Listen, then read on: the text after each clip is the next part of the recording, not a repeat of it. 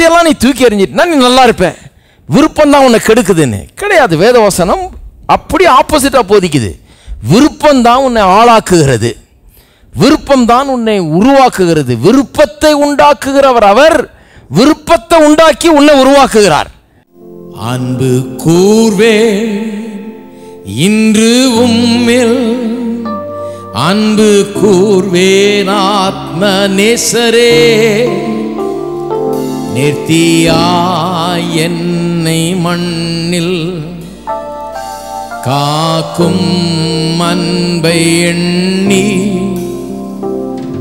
உயர்த்தி உம்மை துதிப்பே, கானம் பண்ணுவேரும் நாமம் அதை நாடும், எனதுள்ளம் நன்றி மிகுந்து பொங்க. அன்பு கூர்வேன், அன்பு கூர்வேன் இன்று உம்மில், அன்பு கூர்வேன் ஆத்ம நேசரே, நேர்த்தியாய் என்னை மண்ணில் காக்கும் அன்பை எண்ணி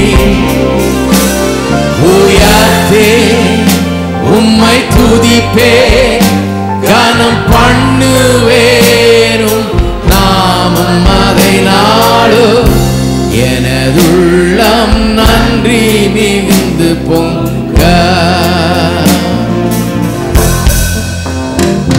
என் இதயம் என் ஆத்மா என் சிந்தை உந்தன் சொந்தம், கல்வாரி மேட்டின் மீதே விளைந்தீர் என்னை மீட்க,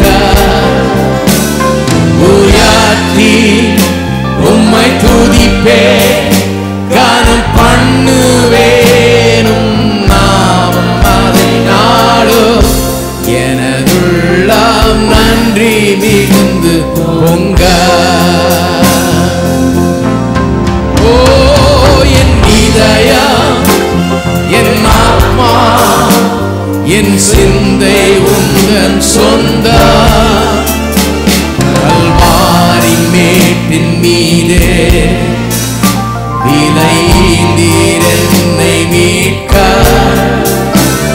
உயர்த்தி உம்மை துதிப்பே, கானம் பண்ணுவே உம் நாமம் அதை நாடும், எனதுள்ளம் நன்றி மிகுந்து பொங்க. ஓ என் இதயம் என் ஆத்மா என் சிந்தை உந்தன் சொந்தம், கல்வாரி மேட்டின் மீதே விளைந்தீர் என்னை மீட்க, உயர்த்தி உம்மை துதிப்பே, கானம் பண்ணுவேனும் நாமம் அதை நாடும், எனதுள்ளம் நன்றி மிகுந்து பொங்க.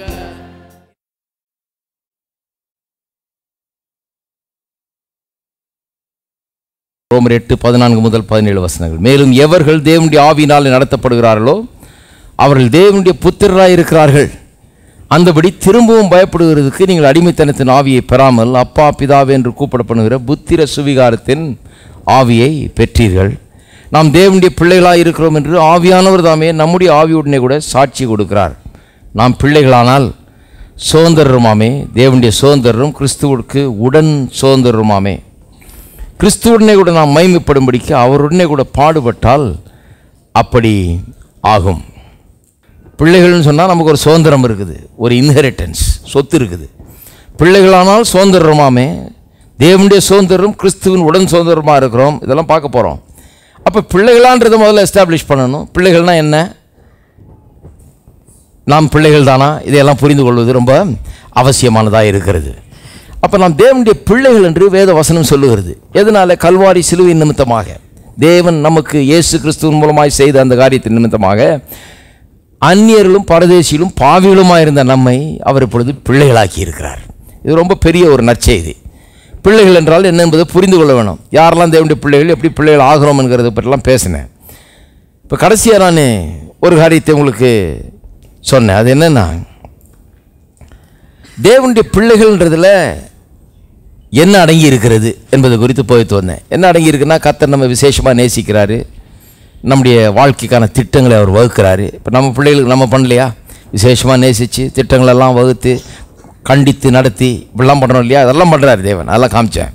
அதில் முக்கியமான ஒன்று இந்த வேத பகுதியில் சொல்லப்பட்டிருக்கிறது. அதைத்தான் ரொம்ப கான்சென்ட்ரேட் பண்ண போகிறேன். 14ஆம் வசனம் அதில் சொல்லியிருக்கு, மேலும் எவர்கள் தேவனுடைய ஆவியினால் நடத்தப்படுகிறார்களோ அவர்கள் தேவனுடைய புத்திரராக இருக்கிறார்கள். அப்போ தேவனுடைய புத்திரர் என்கிறதுல ரொம்ப முக்கியமான ஒரு அம்சம் என்ன, அவர்கள் ஆவியினாலே நடத்தப்படுகிறார்கள். நீங்கள் ஆவியினால் நடத்தப்பட்டால் தேவனுடைய புத்திரர். அப்போ ஆவியினால் நடத்தப்படுறதுனா என்னங்கிற கேள்வி வருது. ஆவியினால் நடத்தப்படுகிறது என்னன்னா, நிறைய பேருக்கு ஆவியினால் நடத்தப்படுவதுன்னு சொன்ன உடனே அவங்களுக்கு ஏதோ தரிசனம், சொப்பனம், தீர்க்க தரிசனம், நான் பரலோகம் போனேன், நரகம் போனேன், தேவதூதன் வந்து என்னை சந்தித்து இப்படி சொன்னார் அப்படி சொன்னார், இதுதான் ஆவியானவரால் நடத்தப்படுகிறது என்று நினைக்கிறாங்க. உண்மைதான். பாருங்கள், நான் இதில் ரொம்ப காலமாக இருந்து வர்றேன். இதெல்லாம் நான் நம்புகிறேன். தீர்க்க தரிசனம், சொப்பனம் இதெல்லாம் நம்புகிறேன். தேவதூதன் வந்து பேசினான்னு சொன்னால் கூட நான் நம்ப தயார். ஏன்னா அற்புதங்களெல்லாம் நம்புகிறவன், எல்லாத்தையும் நம்புகிறேன். அதில் ஒன்றும் பிரச்சனையே கிடையாது. ஆனால் இது ஒன்று தான் ஆவியானவரால் நடத்தப்படுறதுக்கு காரியம்னு சொன்னால் அதை நான் நம்ப தயாராக இல்லை. ஏன்னா ஆவியானவரால் நடத்தப்படுகிறது என்பதில் நிறைய காரியங்கள் அடங்கி இருக்கிறது. அதில் ஒன்று தான் அது. தினந்தோறும் அப்படி நடக்கிறது இல்லை. நமக்கு எத்தனை பேருக்கு தினந்தோறும் சொப்பனம், தினந்தோறும் தரிசனம், தினந்தோறும் தேவதூதன் வந்து உங்களை பார்த்து சொல்லிட்டு இருக்கிறாரா, அங்கே போங்க இங்கே போங்க இதை செய்யுங்கன்னு, அப்படி அவள் நடத்தப்படுறீங்க? தினந்தோறும் கிடையாது. தினந்தோறும்ன்றது வித்தியாசம். தினந்தோறும் ஆவியானவர் நம்ம எப்படி நடத்துகிறாருன்னு பேசுகிறத அதைத்தான் இப்போ பேச போகிறேன். அபூர்வமாக சில நேரங்களில் இப்படிப்பட்ட காரியங்கள்லாம் நடக்குது. நம்ம பரலோகத்துக்கு கொண்டு போய் நம்மளுக்கு சில காரியங்கள்லாம் வெளிப்படுத்தலாம், அதெல்லாம் நடக்கலாம். அது அபூர்வம், தினந்தோறும் நடக்கிற காரியம் இல்லை. ஆனால் எப்போதுமே ஆவியானவர் ஒரு நடத்துகிறார். அதுதான் விசுவாசிக்கு அடையாளம். ஆவியானவரால் நடத்தப்படுகிறவர்கள் எவர்களோ அவர்கள் தேவனுடைய புத்திரராக இருக்கிறார்கள். அப்போ நார்மலாக எப்போதும் தேவன் எப்படி நடத்துகிறார், ஒருத்தனை ஆவியானவர் எப்படி நடத்துகிறார் என்பது குறித்து தான் இங்கே சொல்லிட்டு வரேன். ஒன்று, ஆவியானவர் எப்படி நடத்துகிறார் நம்மளை தினந்தோறும். ஆவியானவரால் நடத்தப்படுகிறோம்னா எப்படி நடத்தப்படுறோம், சத்தியத்தின் பாதையில் நம்ம, சத்தியத்தின் அடிப்படையில் நம்ம நடத்துகிறார். ஆவியானவர் நடத்துகிறாருன்னு சொல்லி பைபிள் இல்லாதெல்லாம் செய்யக்கூடாது. ஒருத்தர் சொல்கிறார் பாருங்கள், பைபிளில் இல்லைங்க ஆனால் கர்த்தர் எனக்கு சொல்லியிருக்காரு, அது நீங்களே வச்சுக்கோங்க, அப்போ எனக்கு தேவையில்லை. இல்லை பைபிளெல்லாம் அதை பார்க்க முடியாது, கர்த்தர் எனக்கு ஸ்பெஷலாக சொன்னார். உங்களுக்கு ஸ்பெஷலாக சொன்னார்னா அது எனக்கு தேவையே கிடையாது. நீங்கள் நான் அவ்வளோ ஸ்பெஷலாக பைபிளில் இருக்கணும். சத்தியத்தின் இதை கொடுத்தவரே ஆவியானவர் தான், இதை ஏவனவரே ஆவியானவர். அப்போ அவர் இதுக்கு விரோதமாக பேசுவாரா? அவர் இதுக்கு ஒத்த விதத்தில் தான் பேசுவார். சத்தியத்தின் அடிப்படையில் தான் அவர் நடத்துவார். ஆவியானவர் ஒருத்தன் நடத்துகிறார்னா சத்தியத்தின் மூலமாக, சத்தியத்தின் அடிப்படையில் தான் அவனை நடத்துவார். அதை பார்த்தோம். ரெண்டாவது, சத்தியத்துக்குள்ளேயே நம்ம நடத்துகிறார். சகல சத்தியத்துக்குள்ள ஆவியானவர் நடத்துவார்னு இயேசு சொன்னார் இல்லையா? அப்போ சகல சத்தியத்துக்குள்ளே நடத்துகிறார். இது ரொம்ப பெரிய உண்மை. பாருங்கள், ஆவிக்குரிய ஜீவிதத்தில் நீங்களே அதை பார்த்துருப்பீங்க. முதல்ல ஆரம்பிக்கும் போது ஒன்றும் தெரியாமல் இருந்திருக்கலாம். இப்போ பாருங்கள் எவ்வளோ காரியங்கள் தெரிய ஆரம்பிச்சிருச்சு. ஏனென்று சொன்னால் சத்தியத்துக்குள்ளே படிப்படியாக நடத்துகிறார் ஆண்டவர். எனக்கெல்லாம் ஒன்றும் தெரியாமல் தான் ஆரம்பித்தேன். ஆனால் கர்த்தர் அங்கங்கே நடத்தி சரியான இடத்துக்கு கொண்டு போய் சரியான காரியங்களை கேட்க செய்து, வாசிக்க செய்து, படிக்க செய்து, இப்படிலாம் பண்ணி அற்புதமாக நடத்தியிருக்கார். இல்லைனா எங்கேயோ இருந்திருப்பேன். இன்றைக்கி நடத்தினதுனால இப்படி வந்திருக்கிறேன். இன்றைக்கு மற்றவர்களுக்கு பிரயோஜனமாக எடுத்து சொல்ல முடிகிறது. ஆவியானவர் சகல சத்தியத்துக்குள்ளே நம்மை நடத்துகிறார் என்பது உண்மை. சத்தியத்துக்குள்ளேயே நடத்துகிறார். சத்தியத்தின் அடிப்படையில் நடத்துறது மட்டும் இல்லை, சத்தியத்துக்குள்ளே நடத்துகிறார். மூன்றாவது, தேவனை குறித்த ஒரு அறிவுக்குள்ளாக நம்ம நடத்துகிறார். தேவனை நமக்கு வெளிப்படுத்தி காண்பிக்கிறார். அந்த அறிவுக்குள்ளாக நம்ம நடத்துகிறார். பிதாவாகிய தேவன் யார் என்பதை நாம் அறிந்து கொள்ளும்படியாக. இன்றைக்கி அநேகருக்கு பாருங்கள், ஒரு உள்ளத்தில் ஒரு துதி ஸ்தோத்திரம் கூட வரமாட்டேங்குது. ஏன்னு சொன்னால் தேவன் யாருன்னு நம்மளுக்கு என்ன பண்ணியிருக்கார், நமக்கு எவ்வளோ அன்பு கூர்ந்திருக்கிறார், நம்முடைய பரலோக பிதா எப்படிப்பட்டவர், அப்படிப்பட்ட ஒரு காரியங்களால் அவருடைய உள்ள நிரம்ப. அதனால் இன்றைக்கு சபைகளெல்லாம் பார்த்திங்கன்னா நிறைய நேரத்தில் இதை போதிக்காமல் ஜனங்களை ஆராதனைகளை நடத்துகிறாங்க. ஜனங்களெல்லாம் ஆராதிக்க முடியல. பாருங்கள், ஜனங்க வந்து என்ன பண்ணுறாங்க, வாரம் முழுக்க பாடுபட்டு கஷ்டப்பட்டு கடன் வாங்கி சாப்பிட்டு அங்கே மிதிப்பட்டு அடிப்பட்டு அலைப்பட்டு வந்து கோயிலில் வந்து உட்காந்துருக்குறாங்க கஷ்டப்பட்டுக்கிட்டு. இவங்க என்ன சொல்கிறாங்க, எல்லோரும் 3 அல்லேலியா சொல்லுங்கள். உன் அல்லேலியா எங்கே போச்சு, உன் சத்தம் எங்கே போச்சு, உன் ஆதி அன்பு எங்கே போச்சு, இது எங்கே போச்சு, அதை எங்கே போட்டு பாட்டை பாடிட்டு போடு போடு போடுன்னு ஒருத்தர் கத்துறாரு பாருங்க. என்ன போட்டாலும் இவர் என்ன கற்றுனாலும் அங்கே ஒன்றும் ரியாக்ஷனே இருக்க மாட்டேங்குது. எதையோ கிளப்ப பார்க்குறாங்க. சரி ட்ரம்மு நல்லா அடியா அப்படின்றாரு. பார்த்து ஒன்னால தான் பிரச்சனை, ட்ரம்மு சரியில்லை, ட்ரம்மு நல்லா கொட்டை நல்லா அடின்றாரு. அப்போ எல்லாத்தையும் அடித்து பார்த்தோம் ஒன்றும் கிளம்ப மாட்டேங்குது, ஒரு உற்சாகமும் கிளம்ப மாட்டேங்குது. அப்புறம் ஒரே சலிப்பு, ஜனங்கள்லாம் ஒன்றும் பிரயோஜனம் இல்லை, ரொம்ப இதாக இருக்கிறாங்க, குளிர்ந்த நிலையில் அனலும் இல்லை குளிரும் இல்லை, கர்த்தர் ஒன்று வாந்தி பண்ணி போடுவார் அப்படின்னு ஒரு பிரசங்கம். அதுக்கு அடுத்தது இதெல்லாம் பாருங்கள் வேலைக்கு ஆகாது. பாருங்கள், ஜனங்களை துதி ஸ்தோத்திரத்துக்குள்ள நடத்தணும்னா அவங்கள ஆடு மாடு ஓட்டுற மாதிரி ஓட்ட வேண்டியதில்லை. சாட்டை எடுத்துகிட்டு போடு போடு போடுன்னு விரட்டி விரட்டி ஆராதனைகள் நடத்த வேண்டியதில்லை. கடவுள் நம்முடைய பரலோக பிதா எவ்வளவு நல்லவர் என்பது குறித்து பிரசங்கித்தால் உள்ளம் நன்றியால் நிரம்பும். கர்த்தர் எவ்வளோ நம்ம நேசிச்சிருக்கிறார், கர்த்தர் எவ்வளவு நல்லவர் என்பதை ஜனங்கள் அறிந்து கொள்ள துதிக்காமல் இருக்க முடியாது. அப்புறம் எப்படி ஆயிடுவாங்க ஜனங்கன்னா, 1000 நாவுகள் இருந்தாலும் போதாதுன்னு சொன்னாங்க, அவனை போல ஆயிடுவாங்க. துதிக்கிறதுக்கு 1000 நாவல் இருந்தாலும் போதாது, எவ்வளோ துதிச்சாலும் அது பத்தாதுன்றது மாதிரி இருக்கும். நீங்கள் நிறுத்தினா கூட அவங்க துதிச்சிக்கிட்டு இருப்பாங்க. அந்த அளவுக்கு உள்ள உற்சாகம் இருக்கும். வெளிப்பாடு கடவுளை குறித்து வர வர துதி ஸ்தோத்திரங்கள்லாம் தானாக வரும். வெளிப்பாடு ரொம்ப முக்கியம். பாருங்கள், ஆண்டவருக்காக வாழ்கிறது கூட ரொம்ப தீவிரமாக வாழ ஆரம்பிப்போம். ஏன்னா ஆண்டவர் அவ்வளோ நேசிச்சிருக்கார் நம்மளை, அவருக்காக நல்லா நம்ம வாழணுன்றது எண்ணமெல்லாம் ஏற்படும். அது ரொம்ப முக்கியம். பாருங்கள், அது ஆவியானவர் நடத்துகிறார். 4வது, கண்டித்து உணர்த்துகிறார். பாவத்தை குறித்து கண்டித்து உணர்த்துகிறார். ஆவியானவருடைய வேலை அது. நான் ரட்சிக்கப்படாமல் இருக்கும்போது என்னை பாவத்தை குறித்து கண்டித்து உணர்த்தி தேவனிடத்தில் கொண்டு வந்தார். நான் பாவின்னு எனக்கு காமிச்சு, எனக்கு ரட்சிப்பு தேவன் காமிச்சு கொண்டு வந்தவர் அவர் தான். ரட்சிக்கப்பட்ட பிறகு நான் சில நேரத்தில் தவறு செய்கிறேன் இல்லையா? நீங்கள் செய்கிறீங்களா? நீங்கள் செய்யாதவங்க மாதிரி உட்காந்துருக்கீங்க. தவறு செய்யும்போது நம்ம கண்டித்து உணர்த்துகிறார். நமக்கு அது தேவை. பாருங்கள், நம்ம ஏதாவது தப்பு செய்யும்போது நம்ம தப்பு செய்துட்டோம்னு சொல்கிறதுக்கு ஒரு ஆள் தேவை. வீட்டில் அப்பா அம்மா சொல்லலைன்னா நாளைக்கு பிள்ளை கேட்கும், நீ ஏன் சொல்ல, பார்த்துக்கிட்டே இருந்தேன்லன்னு. அப்போ பேசாமல் இருந்துட்டு இப்போ கத்திரியன்னு. அதனால் சொல்லணும், கண்டித்து உணர்த்துகிறார். இவர் ஒரு நல்ல நண்பன் மாதிரி. பாருங்கள், வெறும் உன் புடவை நல்லா இருக்குது, உன் சட்டை நல்லா இருக்குது, மூக்கு மொழி நல்லா இருக்குது அப்படின்னு சொல்லிட்டு பாராட்டிகிட்டே போயிடுறதில்ல. சில நேரத்தில் சொல்கிறார், இது சரி கிடையாது, அது சரி கிடையாது, சரி பண்ணுன்னு. ஏன்னா நம்முடைய நன்மைக்காக சொல்கிறார். அதை நாம் இன்னும் இதை விட நல்லா இருக்கணுன்றதுக்காக தான் சொல்கிறார். நம்மளை கிரிட்டிசைஸ் பண்ணணுன்றதுக்காகவோ மட்டம் தட்டணுன்றதுக்காகவோ அல்ல, நம்ம இன்னும் நல்லா ஆக்கணுன்றதுக்காக ஆவியானவர் கண்டித்து உணர்த்துகிறார். அப்போ பாருங்கள், நான் சொன்னேன் இல்லையா, ஒருத்தன் அழுதுகிட்டு வந்து நின்னா, என்ன பாவம் செஞ்சிட்டேன், நான் கடவுளுடைய பிள்ளையான்றதே எனக்கு சந்தேகமாக இருக்குது, தப்பு செஞ்சிட்டேன் பாஸ்டர்னு. நான் சொன்னேன், கண்ணீரை தொடப்பா, நீ தப்பு செஞ்சிட்டேன் பாஸ்டர்னு வந்து அழுகிறியா, அதுவே எனக்கு சொல்லுது நீ கடவுளுடைய பிள்ளை தான்னு. அப்போ நான் முழிக்கிறான் ஒரு மாதிரி. அது எப்படின்னு நான் சொன்னேன், ரோட்டில் போகிறவன்லாம் வந்து தப்பு செஞ்சுட்டேன் அழுதுட்டு அவர்தான் உள்ள. அவன் காலையில் எழுந்துட்டு குளிச்சுட்டு சட்டையை மாட்டிட்டு பவுடர்லாம் அடிச்சுக்கிட்டு பாவம் செய்ய சந்தோஷமாக கிளம்பி போகிறான் அவன். ஆனால் நீ என்னடானா காலையிலேருந்து மன வருத்தத்தோடு வந்து கோயிலில் உட்காந்துக்கிட்டு பிரசங்கத்தை கேட்டு கண்ணீர் விட்டு அழுது முன்னால் வந்து பாஸ்டர் இருந்து எனக்கு ஜெபம் பண்ணுங்க, எனக்கு ரொம்ப மனசு கஷ்டமாக இருக்குன்ற. என்ன இதுக்கு அடையாளம்? நீ கடவுளுடைய பிள்ளை, அதனால நீ தப்பு பண்ணும்போது உனக்குள்ள ஆவியானவர் உன்னை கண்டித்து உணர்த்துகிறாரு. அது நல்லது. ஏன்னா நீ திரும்ப கடவுள்கிட்ட போய் மன்னிப்பு கேளு, சரியாயிடுவே அப்படின்னு சொன்னோன்னே கண்ணீரை தொடச்சிட்டு அன்னிலேருந்து நல்லா ஆகிட்டான். பாருங்கள். 5வது, ஆண்டவராக இயேசு கிறிஸ்துவை குறித்த அறிவுக்குள்ளே நம்ம நடத்துகிறார். இதெல்லாம் ரொம்ப விலைக்கு சொல்ல வேண்டியதில்லை. அவர் வந்ததே, பரிசுத்த ஆவியானவர் வந்ததே எதுக்கு? ஆவியானவர்களால் நடத்தப்படுறோம்னா இயேசு ஒன்றையில் நடத்தப்படுகிறோம். இயேசுவை காண்பிக்கிறதுக்கு, இயேசு யார், அவர் என்ன செய்திருக்கிறார் என்பதெல்லாம் நமக்கு விளக்கி காட்ட முடியாதான் அவர் வந்திருக்கிறார். இயேசுவை வெளிப்படுத்த முடியாத, இயேசுவை குறித்த காரியங்கள் எல்லாம் நம்ம காட்ட முடியாதான் ஆவியானவர் வந்திருக்கிறார் இல்லையா? 6வது, நம்ம ஆழமான சத்தியங்களுக்குள்ளே நடத்துகிறார். நாளுக்கு நாள் ஆழமான சத்தியங்களுக்குள்ளாக நடத்துகிறார். இதெல்லாம் நீங்கள் உங்கள் வாழ்க்கையில் பார்த்துருப்பீங்க, ரொம்ப விளக்க வேண்டியதில்லை, அதனால் நான் விளக்கலை. 7வது ஒரு காரியம், இது கொஞ்சம் விளக்குறேன். 7வது ஒரு காரியம், நமக்குள்ள புதிய நல்ல விருப்பங்களை செய்கைகளை உண்டாக்குகிறார். அவர் அது உண்டாக்குவதன் மூலமாக நம்மை நடத்துகிறார். புதிய விருப்பங்களையும் செய்கைகளையும். திருப்பவும் பிலிப்பியர்களது நிருபம் 2ஆம் அதிகாரம், பிலிப்பியர் 2. நிறைய பேர் பாருங்க கிறிஸ்தவத்தை தப்பாக புரிஞ்சு வச்சுருக்காங்க. கிறிஸ்தவங்களை சொல்கிறேன், இவங்க தான் பிரச்சனை, இவங்களை சரி பண்ணாலும் சரியாயிடும். தப்பாக புரிஞ்சு வச்சுருக்காங்க. அவங்க என்ன நினச்சிட்டு இருக்காங்க, கிறிஸ்தவம்னு சொன்னால் எந்த விருப்பமும் நமக்கு இருக்கக்கூடாது. ஒருத்தர் சொல்கிறாரு, எனக்கு எதுலேயும் விருப்பம் இல்லையா, நல்ல சட்ட துணியில் விருப்பம் இல்லை, நல்ல கறிமீன் சாப்பிடணுன்றது விருப்பம் இல்லை, நல்ல ஒரு வீடு வாசல் இருக்கணுன்றது விருப்பம் இல்லை, நல்ல வேலைலாம் எனக்கு ஒரு விருப்பம் இல்லை, படிக்கணும்னு கூட எனக்கு பெரிய விருப்பம் இல்லையா, எனக்கு எதுலேயுமே எனக்கு விருப்பம் இல்லை, நான் மோட்சம் போகணும் அவ்வளோதான் எனக்கு, அடியனுக்கு அவ்வளோதான், அதில் தான் விருப்பம் ஒழிய எனக்கு எதுலேயுமே விருப்பம் இல்லை. இவரை பாராட்டி போட்டி வச்சுருக்காங்க பாருங்கள் சபையில். ஏன்னா இவர் எதுலேயுமே இவங்க தான் சொல்லி கொடுத்துருக்காங்க விருப்பமெல்லாம் இருக்கக்கூடாதுன்னு. அதனால் விருப்பம் இல்லைன்றது தான் இவருடைய கோஷமாக இருக்குது.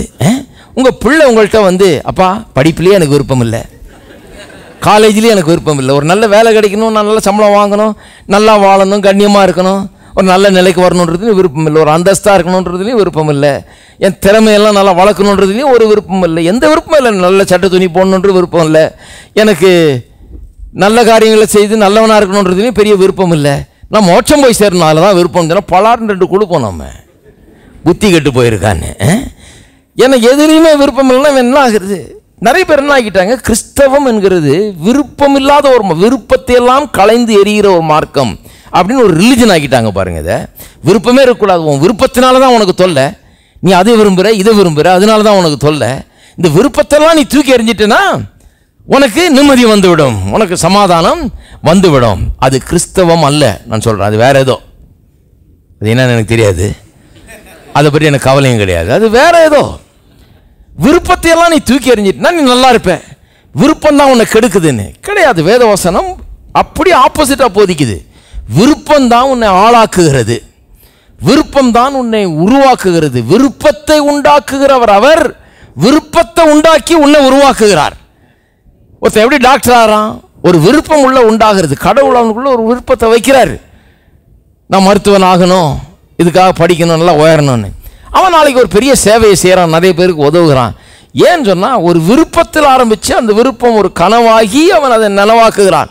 கடவுளுடைய உதவி கொண்டு அதை நனவாக்கி இப்போ 4 பேருக்கு சேவை செய்ய முடிகிறது. என்ன சொல்லுது பாருங்க, பிலிப்பியர் 2:13 அப்படியே சொல்லுது பாருங்க. ஏனெனில் தேவனே தம்முடைய தயவுள்ள சித்தத்தின்படி விருப்பத்தையும் செய்கையையும் உங்களில் உண்டாக்குகிறவராயிருக்கிறார். எதை உண்டாக்குகிறாரா?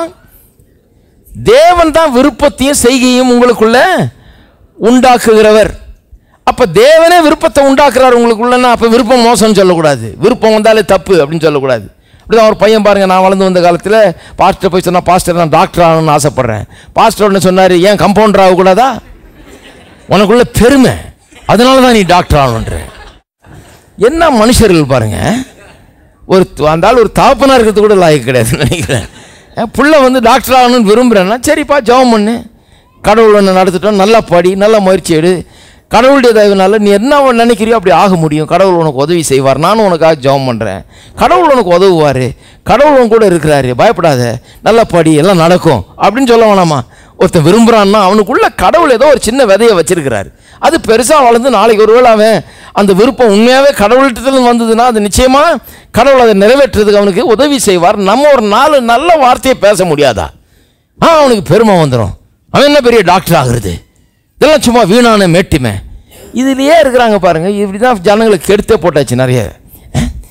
விருப்பம் என்ன சொல்றாரு பாருங்க, மலையை பார்த்து பேர்ந்து சமுத்திரத்தில் தள்ளுண்டு போன்னு சொன்னா அப்படியே ஆகும்னு சொல்லிட்டு அடுத்த வசனத்திலே சொல்றாரு, ஆதலால் நீங்கள் ஜெபம் பண்ணும்போது எவைகளை கேட்டுக்கொள்கிறீர்களோ, எவைகளை விரும்பி கேட்டுக்கொள்கிறீர்களோ அவைகளை பெற்றுக்கொள்வோம் என்று விசுவாசியுங்கள்.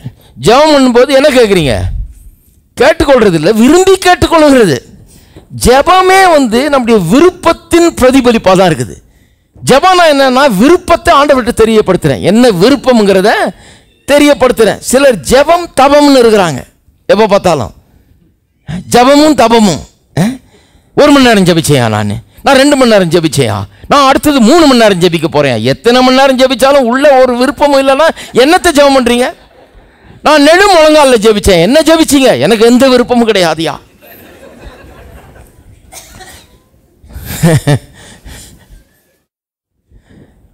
டோட்டலி ராங் பாருங்க. விருப்பம் இருக்கணும். அதில் என்ன ஒரு அருமையான காரியம்னா விருப்பத்தை உண்டாக்குகிறவர் அவர்.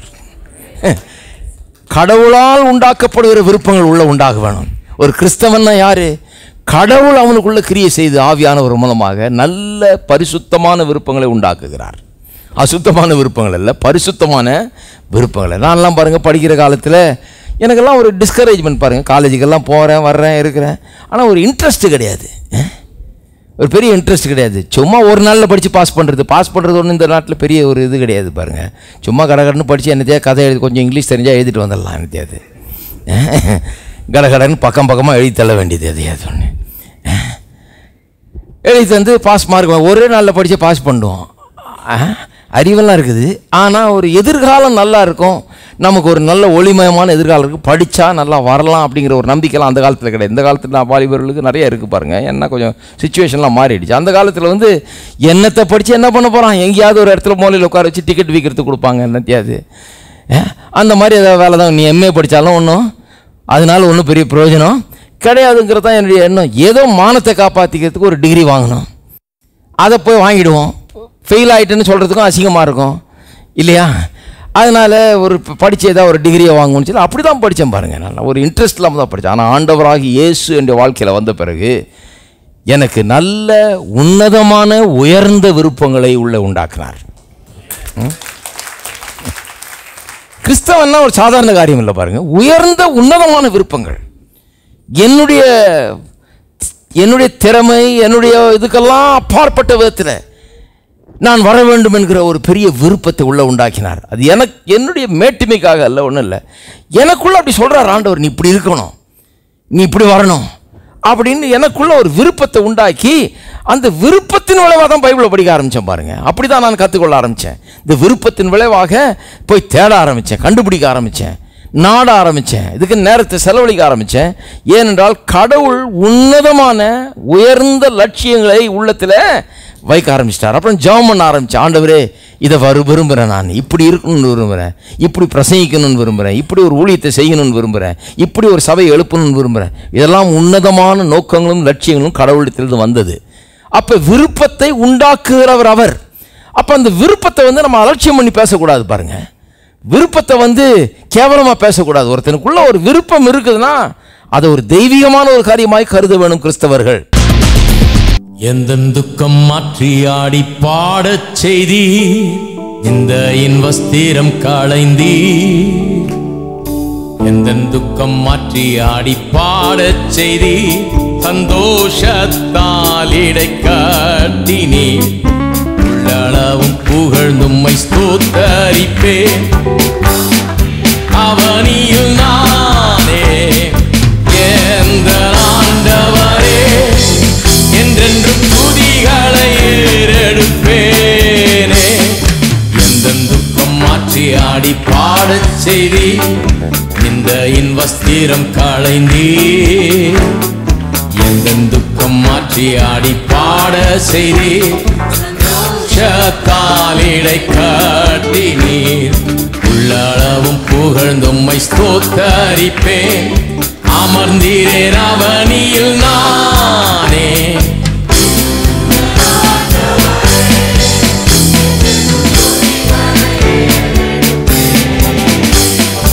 எந்த துக்கம் மாற்றி ஆடி பாடச் செய்தி, இந்த இன்வஸ்திரம் களைந்தீர்.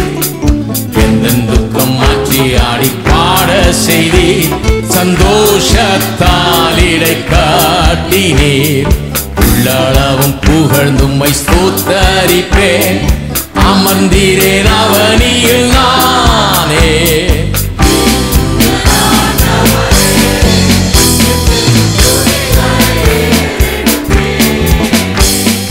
எந்த துக்கம் மாற்றி ஆடி பாட செய்தி, இந்த இன்வஸ்திரம் களைந்தி. எந்த துக்கம் மாற்றி ஆடி பாட செய்தி,